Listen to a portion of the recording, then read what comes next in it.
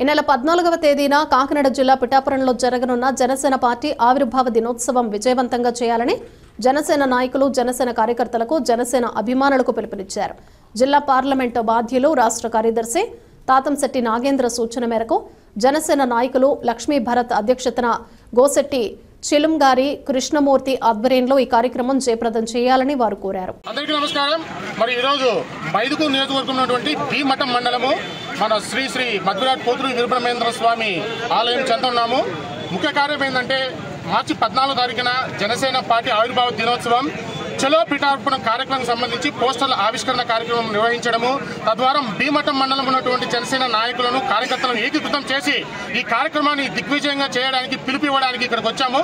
దయచేసి సమయాభావం వల్ల అందరినీ విరమించలేకపోయినాము. కానీ ఇక్కడికి ఉన్న కొద్ది సమయంలోనే మన రవి గాని, తర్వాత మురళి గారు కానీ, సుబ్బయ్య గారు కానీ, సుబ్బరాయుడు కానీ, ఇక్కడ ప్రతి ఒక్కరూ స్థానికంగా ఉన్నటువంటి ప్రతి జనసేన కార్యకర్త ఈరోజు మాకు ఇక్కడికి వచ్చి మద్దతు ప్రకటించి చలో పిఠాపురం కార్యక్రమాన్ని దిగ్విజయం చేస్తామని చెప్పి ఈరోజు ప్రకటన కూడా జరిగింది. మరి ఈరోజు ఈ విధంగా ఈ కార్యక్రమాన్ని దిగ్విజయం చేయడానికి సహకరిస్తున్నటువంటి ప్రతి జనసేన కార్యకర్తకు, ముఖ్యంగా ఈ కార్యక్రమాన్ని చలో పిఠాపురం కార్యక్రమం వచ్చేసి మన గోగు లక్ష్మీ భరత్ గారు, మా కల్ల గోపి గారు ఆధ్వర్యంలో మనం నిర్వహించబోతున్నాము. రేపు 14వ తారీఖున ఈ కార్యక్రమం దిగ్విజయం చేయవలసిందిగా ప్రతి ఒక్కరిని కోరుకుంటున్నాము.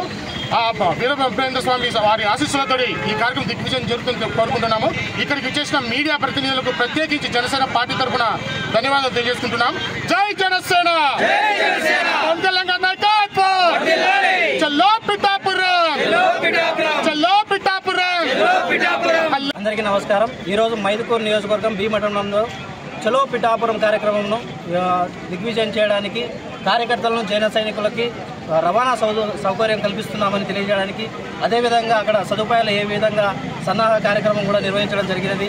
అదేవిధంగా అక్కడికి వచ్చే కార్యకర్తలకు కానీ, అదేవిధంగా జన సైనికులకు కానీ, వీర మహిళలకు కానీ రవాణా సదుపాయము, అదేవిధంగా 11 ఏళ్ల తర్వాత ఎన్నో ఆటుపోట్లు ఎదుర్కొని ఈరోజు గెలిచిన తర్వాత డిప్యూటీ సీఎం హోదాలో పిఠాపురంలో జరిగే ఈ పండుగ మా అందరికీ జన సైనికులకు పండుగ లాంటిది.